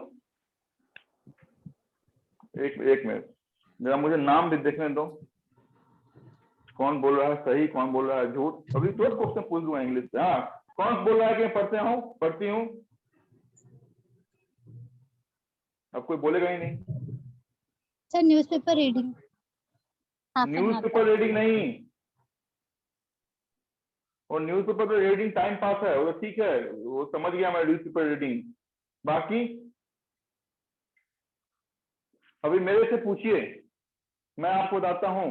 अगर फाइनल सिलेक्शन चाहिए बैंक में, सुने मैं क्या बोल रहा हूं। मैं कभी बोलता ही नहीं हूं कि बैंकिंग पढ़ो, मैं जो पढ़ाता हूं पढ़ो, सिलोजिज्म पढ़ो, इनपुट पढ़ो, कुछ नहीं, अल्फाबेट रीजनिंग पढ़ो, ये सब हो जाएगा। These all topics are very interesting. ये जैसे ही हम या कोई और फैकल्टी आपको बताएंगे, नेक्स्ट डे से आपको बनने लगेगा, बहुत मजा आएगा, है ना। सिलॉक्स आपको बता दिया गया, पॉसिबिलिटी बता दिए गए, सम नॉट बता दिया गया और सम नो बता दिया गया। बड़ा मजा आएगा कि यार एक क्या बात है, रफ्तार आ गया। लेकिन फाइनल सिलेक्शन नहीं होगा। फाइनल सिलेक्शन अगर चाहिए मेरे प्यारे मित्रों, सिर्फ और सिर्फ एक ही काम कीजिए, वो है एटलीस्ट 1 घंटा इंग्लिश पढ़िए। देखिए ये मेरी बहुत बड़ी एक्सपीरियंस है। जिस रेट, जिस कतार, जिस पंक्ति में आज आप खड़े हैं 2021 में, उस पंक्ति में मैंने पहले ही बताया, बहुत बार बताया कि 2009 में खराब था। मेरे को बताने वाला कोई नहीं था कि भाई क्या करो नहीं करो। खुद एम टायरा, के कुंदन, RS अग्रवाल लिख के ऐसा लगता था कि पूरे मैथ बन रहे हैं, पूरी रीजनिंग बढ़ रही है। मुझे लगा कि RBI तो कोई बात नहीं है, तो गवर्नर उठा के मुझे घर से ले जाएगा, लेकिन ऐसा हुआ नहीं। 1.5 साल के बाद मुझे पता चला कि इतनी अच्छी रीजनिंग होने के बाद, इतनी अच्छी बैंकिंग इकोनॉमिक्स का नॉलेज होने के बाद, इतनी अच्छी मैथ होने के बाद भी क्यों सिलेक्शन नहीं हो रही है। जबकि एक मेरे साथ एवरेज स्टूडेंट था, वो 2010 में ही RBI ग्रेड बी ऑफिसर के रूप में लग गया, जिसको सारी चीज मैंने बताई, और मैं ऊपर तारे गिनता रहा कि दादा ये तो चला गया, अब मेरा क्या होगा। इस कारण से ठीक है, चलो RBI नहीं गया, किसी और बैंक में पहुंच गया, लेकिन बहुत बड़ी जो आप कह सकते हैं एक्सपीरियंस है, वो यही है। आपको अगर फाइनल सिलेक्शन चाहिए, बॉस कुछ भी करो, कैसे भी करो, इंटरेस्ट ना भी लगे कोई बात नहीं है, झक मार के करो, लेकिन 1 घंटे इंग्लिश पढ़ो। चलो आगे। Yes sir. रीडिंग या कुछ भी इस टाइप इंग्लिश के क्वेश्चन सॉल्व करना का ये इनफ रहेगा सर? टाइप का पढ़ना, क्या कुछ रीडिंग करना या मुझे पता था कि जैसे ही ये बोलूंगा ना, ये अशोक सबसे कम सवाल पूछेंगे, मेरे से ज्यादा सवाल आप लोग पूछने लगेंगे। देखिए इंग्लिश को पढ़ने का, देखिए SSC की बात मैं यहाँ पे थोड़ा सा दरकिनार कर रहा हूँ, क्योंकि मोस्ट ऑफ द स्टूडेंट जो हमारे साथ अभी इस बैच में जुड़े हैं वो बैंकिंग के हैं। बैंकिंग का पहले सिलेबस देखिए कि बैंकिंग के एग्जामिनेशन में इंग्लिश में पूछा क्या जाता है, उसी नजरिए से काम करने का। आपको कौन सा आइंस्टाइन बनना है, इंग्लिश पढ़ाना है, इंग्लिश के लेक्चर बनना है, कुछ नहीं करना है। आपके पास 2 क्लोज टेस्ट पूछे जाते हैं, राइट है कि नहीं। एक सोशल रहता है, एक फिनेंशियल रहता है। फिनेंशियल जो पजल आपके क्लोज टेस्ट उसको सॉल्व करना थोड़ा सा डिफिकल्ट है, लेकिन सोशल जो आपके पास रहते हैं उसमें 7 से 8 मार्क्स रहता है। कुछ भी करो दादा, उसको बनाओ। ये मैं कभी नहीं बोलता हूँ कि ग्रामर को आप सुबह से लेकर शाम आप सिनोनिम्स पढ़ो, एंटोनिम्स पढ़ो, ये सब SSC के लिए इंपॉर्टेंट है, बैंकिंग के लिए इतना इंपॉर्टेंट है ही। बैंकिंग के लिए हवाई सिर्फ एक बात याद रखने का। इस कारण से प्रीवियस ईयर क्वेश्चन बैंक को देखिए, क्वेश्चन क्या पूछ रहा है, वहां पर फिगर पूछ रहा है, वहां पे अरेंजमेंट पूछ रहा है, वहां पे क्लोज टेस्ट पूछ रहा है, वहां पे कॉमन एरर पूछ रहा है। सिर्फ उसी 5 चीज पे आप ध्यान दीजिए। जरूरी नहीं है कि पूरा का पूरा ग्रामर हम पढ़ रहे हैं। अरे साहब ग्रामर तो पढ़ लिए, लेकिन ग्रामर का इम्प्लीमेंटेशन कहाँ पे हो वो तो देखो कि इस ग्रामर को जो हमने पढ़ा ये आपके एग्जामिनेशन में काम कहाँ पे आ रहा है। जब तक ये नहीं देखिएगा तब तक आप रीजनिंग ही पढ़ते रहिएगा, मैथ ही पढ़ते रहिएगा, बैंकिंग अवेयरनेस ही पढ़ते रहिएगा। 80% लोग इंग्लिश नहीं पढ़ते हैं। सब वो रूल्स भी पता होते, लेकिन उसमें ऐसा होता ना, कोई ऐसा तो है नहीं एक चैप्टर से आएगा, सब कुछ मिसिंग आता, मतलब सब मिक्स रहता है, तो हम लोग उसी में कंफ्यूज हो जाते, उसमें ढूंढे तो ढूंढे क्या चीज। मैंने कौन से 5 चीजों का नाम बताया, बताओ जरा, क्या बताया मैंने? पजल, हाँ पजल बताया मैंने, parajumble, parajumble, cloze test, arrangement, हाँ अरे देखो सबसे इम्पोर्टेंट है, मैं पहले ही बोलता हूँ, वो जो आपके पास पैराग्राफ रहते हैं जिसको हम क्लोज टेस्ट कहते हैं, वो जो बनना है वो बहुत इंपॉर्टेंट है, और वो बनने के लिए आपके पास लैंग्वेज को समझने की बातें आनी चाहिए। ये लैंग्वेज को समझने की बातें आपको तभी आएगी जब आप कुछ अच्छा न्यूज आप पढ़ते हैं इंग्लिश में। आप 1 महीना कुछ भी नहीं समझेंगे, मैं कहता हूँ इंग्लिश के न्यूज़पेपर कुछ भी नहीं समझेंगे, 2 महीना आप कुछ नहीं समझेंगे, लेकिन पूरी की पूरी 1 पेज पढ़िए, जहां पे इंटरेस्ट आ रहा है सिर्फ उसी को पढ़िए। ऑटोमेटिक कॉमन एरर आप बना सकते हैं, मैं सही बोलता हूँ, ऑटोमेटिक आप कॉमन एरर बना सकते हैं without knowing, without having the knowledge of grammar. अगर आपने इंग्लिश के न्यूज़पेपर को दिल से अगर पढ़ा है, एक एक वर्ड जो आपको नहीं समझ में आता उसको डिक्शनरी में देखिए कि इसका मीनिंग क्या है। ये जो मैं बोल रहा हूँ इसका इंपॉर्टेंस आपको तब मालूम चलेगा जब आप एग्जामिनेशन में बैठे रहेगा, तब आपको इंपॉर्टेंस मालूम चलेगा कि सर ने ये क्या बोला था, है ना। तो थोड़ी सी बात अगर मेरी सुन लीजिएगा, तो संभवतः अगर मैंने आपके सामने जो 10 सालों से जिसको पढ़ाने का एक्सपीरियंस है, शायद 2011 में ही मैंने बैंक ज्वाइन किया, लेकिन 2011 से 21 अभी तक मैं हर एक सैटरडे संडे कोई न कोई कहीं न कहीं क्लास का लेता हूँ। जो बैंक में नहीं था तब जितने भी आपके बड़े इंस्टीट्यूशन है वहां सभी जगह पढ़ाया, कम से कम हर एक कोई ऐसी बैंक नहीं जिससे मेरे स्टूडेंट आपको 50 आपको नहीं मिलेंगे, लेकिन फिर भी इतनी बड़ी एक्सपीरियंस, इतनी बड़ी बातों को कहने के बाद भी अगर इंप्लीमेंटेशन कोई कर पाता है, सक्सेस उसी को मिलेगा। अदरवाइज पढ़ने वाले बहुत हैं, पढ़ाने वाले तो उससे भी ज्यादा हैं। यहाँ पे देखिए मैंने बोर्ड पे नाम क्या लिखा, चलो अभी पहले पढ़ेंगे फिर आगे की बात करेंगे। चलो आगे क्या लिखा है, मैं तो पढ़ ही नहीं पाएंगे, ये भाषण देने के बाद चलते लेके क्या लिखा मैंने, NHB, फुल फॉर्म क्या है, national housing bank, national housing bank. इसका एस्टैब्लिशमेंट हमने उस समय किया है जिस समय हमने कैपिटल मार्केट की रेगुलेटर का एस्टैब्लिशमेंट किया था। अभी कैपिटल मार्केट रेगुलेटर कौन है वो बताओ। CB 1988। Very good, SEBI, security exchange board of India. अपने माइक को ऑफ करो, जिनको जरूरत नहीं है बोलने की। माइक ऑन है किसी का। National housing bank established in the year 1988, यही वो एस्टैब्लिशमेंट ईयर है जो आपकी कैपिटल मार्केट की regulator SEBI, security exchange board of India की एस्टैब्लिशमेंट ईयर है। इसकी हेडक्वार्टर आपकी वहीं पे है जहां पे रायसीना की पहाड़ी है। एसएससी वाले, रायसीना की पहाड़ी किधर है, पता ही नहीं होगा रायसीना कहाँ है। चलो क्या लिखा है दिल्ली सर। सर दिल्ली में रायसीना हिल्स। हाँ मालूम है, हाँ सर मालूम है। मालूम है। Very good very good. चलिए एसएससी पे भी मैं आखिरी में कुछ बोलना चाहूंगा। एसएससी वाले जो एसएससी की तैयारी कर रहे हैं, अंत में मेरे को बता देना, क्योंकि मेरा पहला सिलेक्शन एसएससी में ही था, इस तरह से बहुत ज्यादा पढ़ा है मैंने एसएससी के लिए। चलो पहले इतनी बात लिख लो, दिल्ली 1988 नेशनल हाउसिंग बैंक, इतनी बात लिख लो।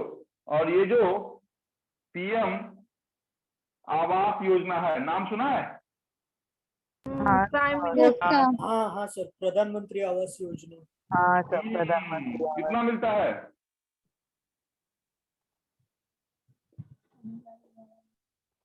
लिखो इतनी बात। National housing bank established in the year 1988,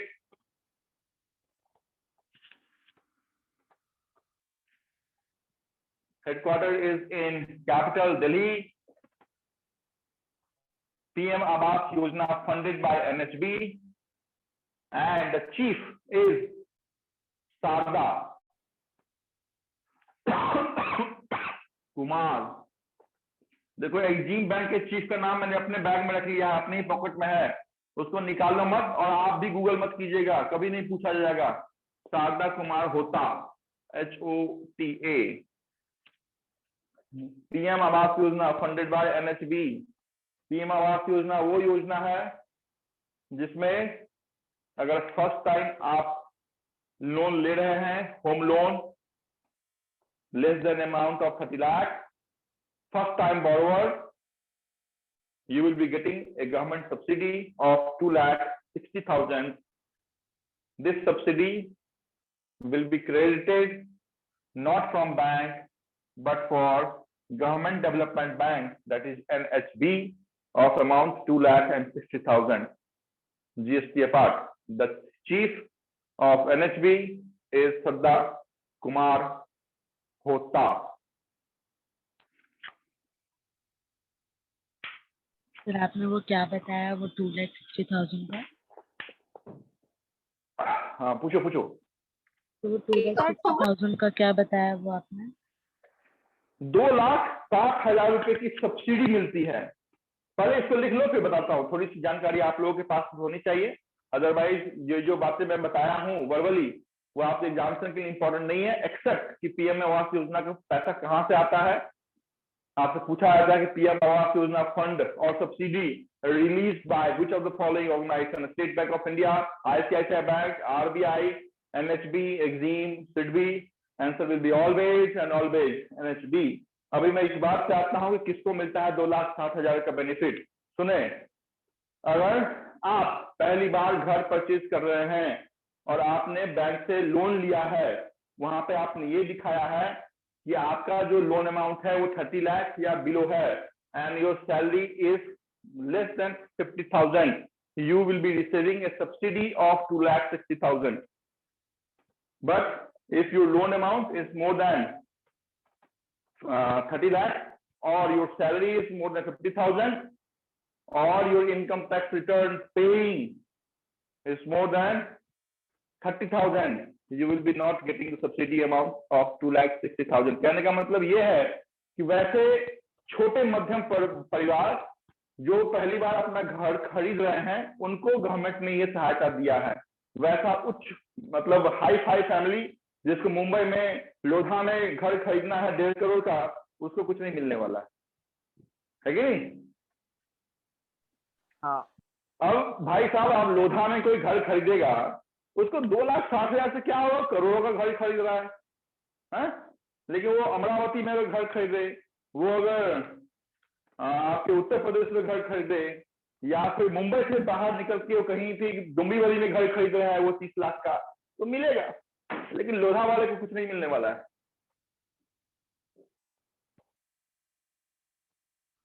done? Done sir. Yes sir.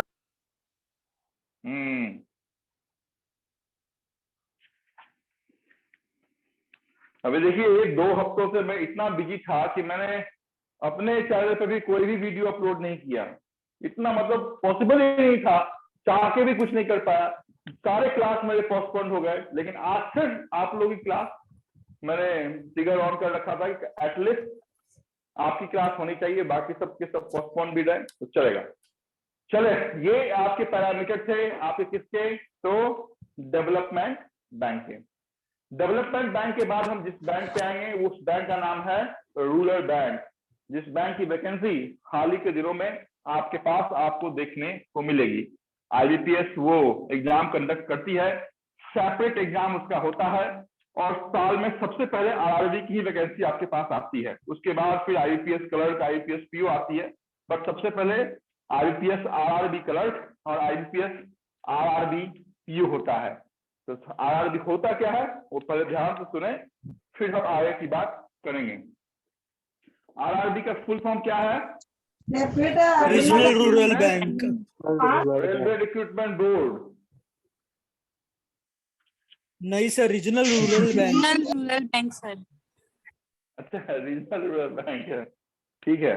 कोई रेलवे की तैयारी करने वाले हैं इसमें? रेलवे वाले में बैंक होती है वो है।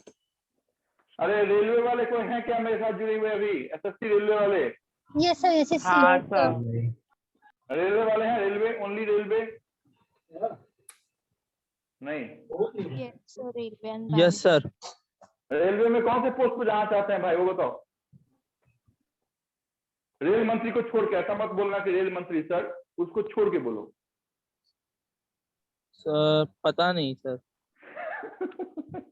हाँ? पता नहीं। ओके ठीक है। बैंक में कौन से पोस्ट पे आना चाहते हैं वो बताओ। क्लर्क? स्केल 1। देखो कलर की बात करोगे, पीओ क्लर्क और सर टॉप लेवल मैनेजमेंट में कोई भी पोजीशन अचीव करने। शाबाश शाबाश, तुम तो चेयरमैन, उल्टा ही तुम आओगे, पहले chairman, you will become chairman, then you have to become MD, फिर चीफ मैनेजर, फिर ब्रांच मैनेजर, फिर डिप्टी मैनेजर, फिर असिस्टेंट मैनेजर, फिर अंत में तुम मैसेंजर से जरूर रिटायर करोगे अगर टॉप लेवल मैनेजमेंट एग्जीक्यूटिव में तुमको जाना है। हाँ? ठीक है, चलो ठीक है, बताता हूँ। क्या कुछ तो भी बोलना चाह रहा था, भूल गया मैं। एसएससी के स्टूडेंट्स लिए कुछ बोल रहे थे सर आप। भूल गया। रेलवे गजनी में के कौन कितना सा याद स्टूडेंट रखूं। है? हाँ? रेलवे में कौन स्टूडेंट है? अच्छा याद आएगा, देखो याद आएगा थोड़ी देर में, ऑटोमेटिक याद आएगा। रीजनल रूरल बैंक, हिंदी में हम इसे क्षेत्रीय ग्रामीण बैंक कहते हैं, रीजनल रूरल बैंक। आपके इंडिया में ऐसी कितनी बैंक हैं जो रीजनल रूरल बैंक हैं? कितनी है? कितनी है? 56। इसका पापा कौन है? पापा कौन है इसका? अभी बताया था थोड़ी देर पहले भाई। नाबार्ड। इतनी देर लगेगा तो कैसे काम चलेगा? इसका पापा है नाबार्ड। क्योंकि देखो सीधी सी बात है, आंख बंद करने का, एग्रीकल्चर से जुड़ा हुआ कोई क्वेश्चन पूछा जाए, रूरल फाइनेंस से जुड़ा हुआ कोई क्वेश्चन पूछा, आंख बंद करने का, नया नाम लेने का और नाबार्ड पर टिक कर देने का। ठीक है, तो ये जो आरआरबी है ये कहाँ काम करेगा? ये आपको मुंबई में दिखता है क्या कि आरआरबी है? नहीं दिखता है ना? क्यों नहीं दिखता है? कहाँ पे होगा? ये सिर्फ गाँव में ही आपको देखने को मिलेगा, क्योंकि सारे जगह state Bank of India nationalised bank का पेनिट्रेशन हो ही नहीं सकता, पॉसिबिलिटी ही नहीं की हो सकती है ना। इस कारण से 1975, मैं सिर्फ फिर से बोल रहा हूं, और उस 1975 के उस डेट को जरूर याद रखने का, जिस डेट को एक बड़े महापुरुष का जन्म हुआ था, और उस डेट को एक बड़ा दिन हम मनाते हैं। महात्मा गांधी। का नाम बताइए और उस बड़े दिन का नाम बताइए। महात्मा गांधी। महात्मा गांधी। करमचंद गांधी। 2 अक्टूबर। Very good. और वो दिन कौन सा है? 2 अक्टूबर। 2 अक्टूबर। डे कौन सा मनाते हैं? ह्यूमन राइट्स डे मनाते हैं, फार्मर डे मनाते हैं, नॉन पब्लिक डे वायलेंस मनाते डे। हैं। नॉन वायलेंस क्या डे। बात है, वेरी गुड। ऐसा आंसर आता है ना, दिल बाग बाग हो जाता है हमारा। तो first RRB was established on 2 अक्टूबर। हमेशा याद रखने का, महात्मा गांधी का जन्म, बुड्ढे का जन्म हुआ था उस दिन हमने पहली आरआरबी का एस्टैब्लिशमेंट किया था। उस आरआरबी का नाम था प्रथमा ग्रामीण बैंक। प्रथमा ग्रामीण बैंक। देखिए आज के क्लास की तीसरी सबसे बड़ी बात, चौथी सबसे बड़ी बात बता रहा हूं। पहली क्या बताया था भाई? पहली क्या बताया था? सर कमेटी का नाम नाबार्ड। याद ही नहीं है किसी को कि सर ने क्या बताया, ऐसे ही सर जुमला फेंक देते हैं। अरे भाई थोड़ा सा ध्यान रख के सुनने का। स्टेट ऑफ आरबीआई ये बताया था ना पहला दूसरा कि नाबार्ड का रिकमेंडेशन पे हुआ था, और नाबार्ड में जो आरबीआई का स्टेक है वो 1% है, बाकी गवर्नमेंट ऑफ इंडिया का 99% है। आज की क्लास की तीसरी सबसे बड़ी बात बता रहा हूँ कि इस आरआरबी में किसका पैसा लगा रहता है? तो सेंट्रल गवर्नमेंट का भी पैसा लगा रहता है, स्टेट गवर्नमेंट का भी पैसा लगा रहता है, और लीड बैंक का भी पैसा लगा रहता है। ध्यान से सुने, ये तीसरी सबसे बड़ी बात है। इस रेशियो को मरते दम तक, आपके बैंक से रिटायर होने से पहले तक भूलने का नहीं कि स्टेट बैंक का कितना पैसा लगा है? 15%। सेंट्रल गवर्नमेंट कितना पैसा देती है? 50%। और लीड बैंक कितना देती है? 35%। लिखा है इसको पहले। This is very very very important. ये जो आपका रेशियो है ये बहुत इंपॉर्टेंट है कि रूरल बैंक में सेंट्रल गवर्नमेंट का फंडिंग कितना होता है? 50%, स्टेट गवर्नमेंट 15%, लीड बैंक 35%। लिखिए पहले इसको। सर प्रथमा ग्रामीण बैंक का क्या पता है? There are 56 regional rural bank in India. Next लिखें, NABARD is the apex organization of RRB. Next लिखें, first RRB which was established was Prathama Gramin Bank on 2nd of October 1975.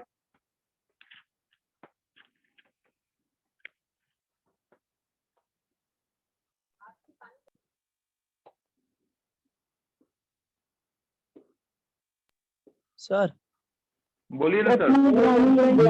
LED की LED leader वाला lead. Sir बोलिए ना sir. प्रथमा ग्रामीण bank वाला नहीं समझा। बताता हूं, पहले लिख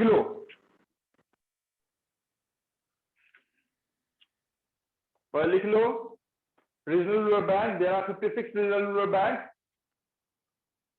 NABARD is a apex organization for regional rural banks.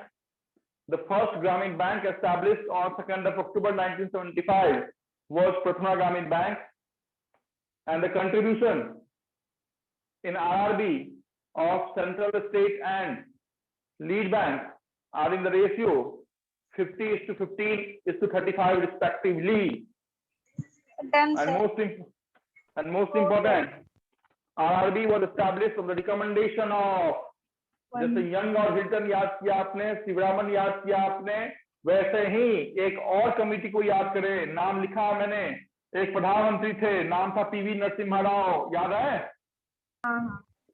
तो नरसिम्हम कमेटी को लिखें, नरसिम्हम। वो नरसिम्हा राव नहीं थे, बट वो कमेटी का नाम था नरसिम्हम कमेटी, लिखें। एक कमेटी से क्वेश्चन आपसे पूछा जाता है कि उषा थोराट कमेटी क्यों इंपॉर्टेंट है, नचिकेत मोर कमेटी क्यों इंपॉर्टेंट है, रॉयल कमीशन क्यों इंपॉर्टेंट है। तो धीरे धीरे मैं कमेटी पे आऊंगा, लेकिन जैसे जैसे श्रृंखला बढ़ रही है, कमेटी बढ़ रहे हैं, इस कारण से committee is important. Sivaraman, Narasimham, Nachiket more, Usha Thorat, young and Hilton. Sir वो आपने क्या लिखा है प्राथमा ग्रामीण बैंक के नीचे? स्टेट के बाजू में। प्रथमा ग्रामीण बैंक वॉज फर्स्ट ग्रामीण बैंक एस्टैब्लिश्ड। फर्स्ट था ये, अगर 56 पहले तो 56 नहीं, पहले 90 थे, बाद में धीरे धीरे मर्जर हो गए। तो पहला जो ग्रामीण बैंक एस्टैब्लिश किया हमने, फर्स्ट ग्रामीण बैंक जो एस्टैब्लिश किया, उसका नाम था प्रथमा। नाम में लिखा हुआ है कि प्रथम है हम, तो पहला है हम। क्या है हम पहला? तो हम ग्रामीण बैंक हैं। कब एस्टैब्लिशमेंट किया? तो अहिंसा दिवस के अवसर पर एस्टैब्लिशमेंट किया।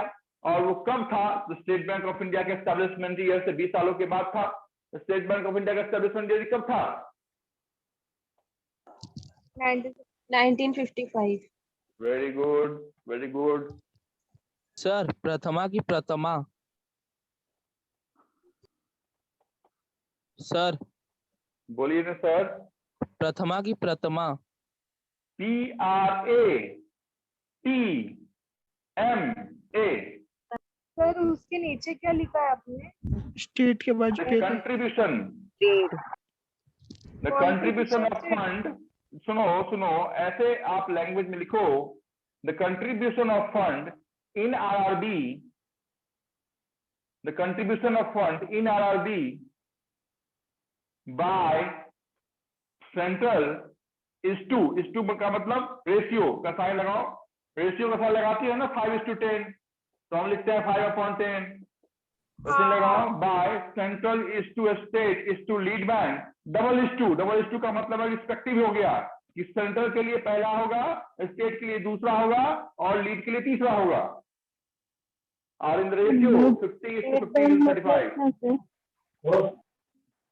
मतलब कि अगर इस प्रथमा ग्रामीण बैंक में 100 रुपए हैं, ये 100 रुपए कहां से आया भाई? तो 50 रुपया मोदी जी ने दिया, जो 15 रुपया था वो आपके उद्धव ठाकरे सरकार ने दिया, और जो बच गए 35 रुपया ये आपके बैंक ऑफ महाराष्ट्र ने दिया। ठीक है, क्यों बैंक ऑफ महाराष्ट्र ने दिया? इन महाराष्ट्र द लीड बैंक, यानी कि लीडर बैंक। लीडर बैंक वो बैंक होती है जिसकी बात हम नेक्स्ट क्लास में करेंगे। आज की क्लास में नहीं करेंगे कि लीड बैंक क्या होता है।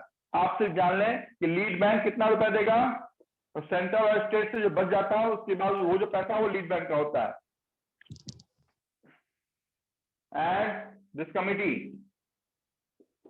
RRB was established on the recommendation of Narasimham Committee.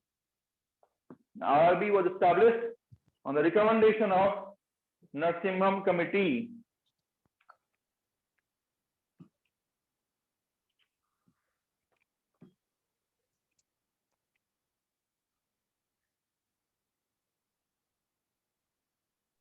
Sir development bank के पहले कौन सा टॉपिक सिखाया? पहली क्लास है आपकी? हाँ सर।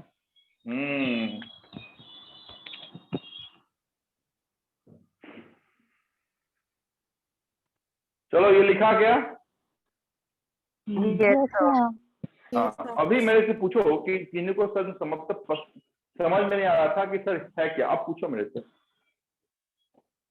सर मतलब टॉपिक किस चीज का है डेवलपमेंट बैंक? हाँ, जिनकी पहली क्लास है वो मत पूछो भाई, जिनकी पहली क्लास है सिर्फ आज सुनते रहने का, आज कुछ मत पूछो। जिनकी दूसरी क्लास है वो मेरे से पूछिए। अब पहली क्लास वाले को लगता है कि सर ऐसा क्यों हमारे साथ जो भेदभाव है वो किया जा रहा है। डोंट वरी, समझ में आएगा आपको कि क्यों मैंने आज आपको शांत रहने के लिए बोला है, क्योंकि एक क्लास तो मेरे को समझने में चला जाता है। डोंट वरी, नेक्स्ट क्लास पे आप हर एक चीज आप नोट डाउन करके रखें कि सर लास्ट क्लास में ये बातें समझ में नहीं आई थी। श्योर कहता हूँ कि वो बातें ऑटोमेटिक आपको समझ में आ जाएंगी। पूछो बाकी के एक्सपर्ट पूछिए, क्या नहीं समझ में आया आपको? सर हेलो, बोलो ना। सर ये RBI जो बैंक है वो किसके अंडर में आती है? मतलब शेड्यूल कमर्शियल बैंक है ना वो? बाबा बाबा बाबा, ये बाप रे, अर्थ का ना तुम्हारी पहली क्लासेस का मतलब? नहीं सर, सेकंड है। सेकंड है, ठीक है। आपने मैंने क्या बोला? मैंने आपको स्पष्ट बताया था कि शेड्यूल और नॉन शेड्यूल बैंक, उस बैंक को हम कहते हैं जो बैंक RBI के शेड्यूल नंबर किसको फॉलो करती है? 1934 section 2 schedule 2, the bank, the commercial bank which follow RBI Act 1934 Schedule 2 is scheduled commercial bank. यहाँ पर फिर से ध्यान से सुने, the bank is called scheduled commercial bank. अभी आप मेरे को बताइए, क्या RBI commercial bank है? No sir. शेड्यूल कमर्शियल कैसे होगी भाई? RBI तो फादर है ना, RBI तो बैंकर्स बैंक है। RBI के अंदर सारी शेड्यूल और non schedule bank central. Clear? तो RBI की अवधारणा है शेड्यूल कमर्शियल बैंक और non schedule commercial bank. RBI ये दोनों कुछ भी नहीं हो सकता, because RBI is bankers bank, RBI is central bank, है ना? तो RBI एक अपेक्स बैंक है, ये कमर्शियल है ही नहीं। कमर्शियल नहीं है इसका मतलब क्या है कि हम यहाँ जा ही नहीं सकते। डेवलपमेंट बैंक आपने देखा, इसमें आप CASA account, current account, saving account खोलने जा सकते हैं क्या? नहीं जा सकते हैं। तो ये शेड्यूल बैंक होगी क्या? ये नॉन शेड्यूल होगी क्या? नहीं होगी। ओके भाई, हाँ नेक्स्ट क्वेश्चन पूछो, फटाफट पूछो। सर आप कुछ बताना। Be louder. हो गया? No question. सर आप SSC वालों को कुछ बताने वाले थे ना? किसको बताने वाला था? SSC वालों को?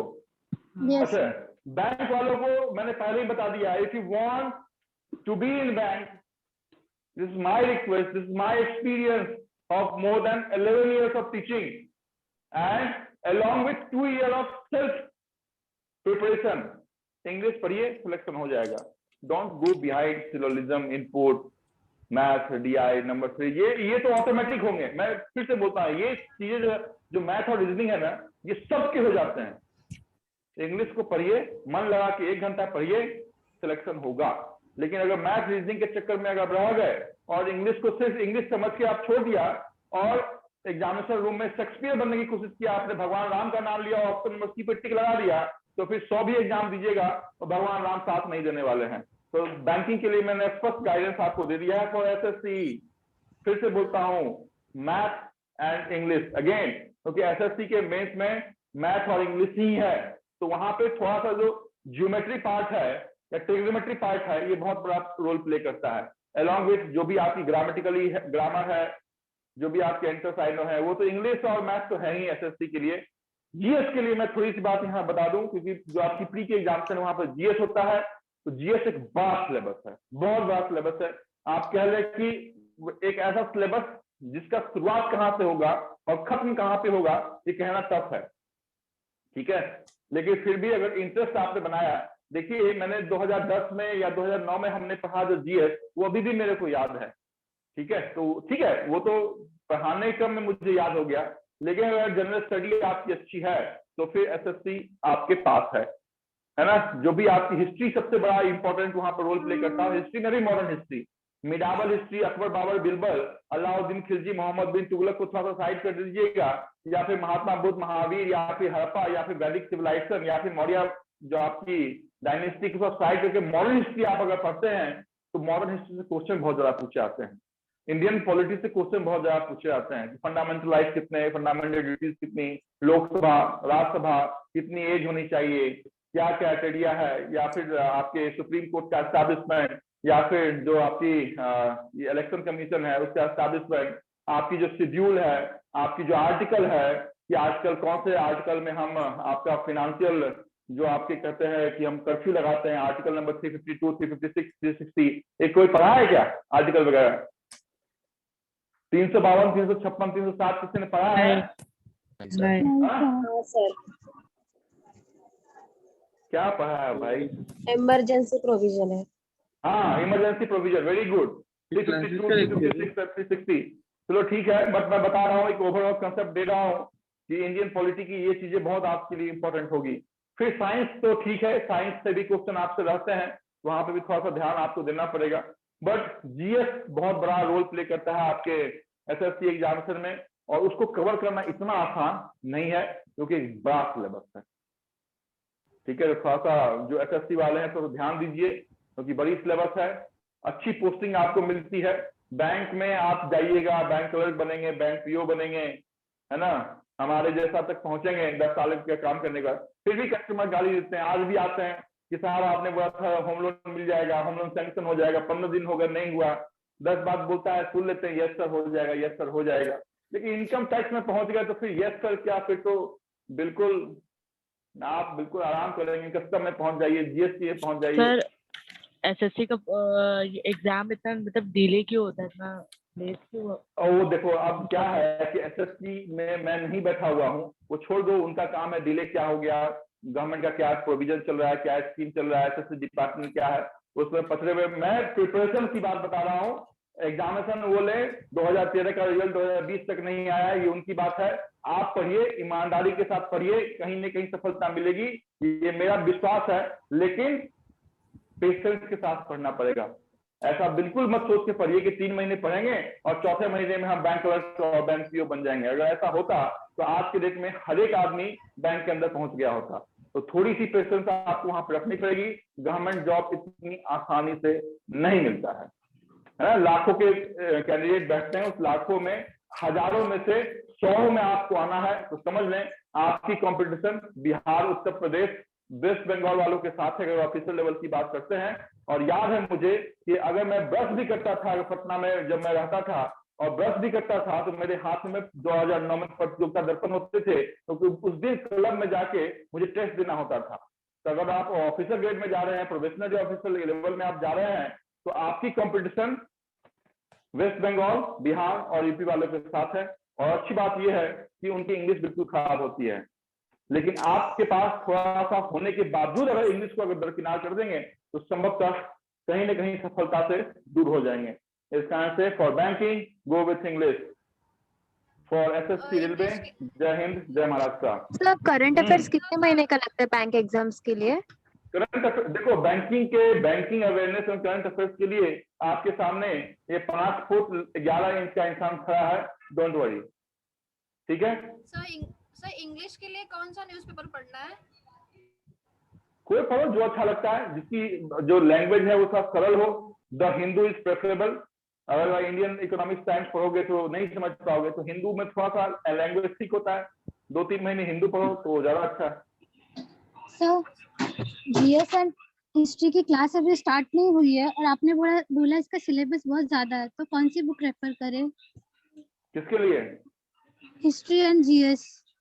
देखो शुरुआत में तो लूसेंट भी आपने पढ़ा तो काफी है, तो पहले लूसेंट को खत्म करने की कोशिश करो, क्योंकि लूसेंट को खत्म करना ही इतनी आसानी बात नहीं होगी, but prime target, first target आप लूसेंट ही रखें तो काफी है।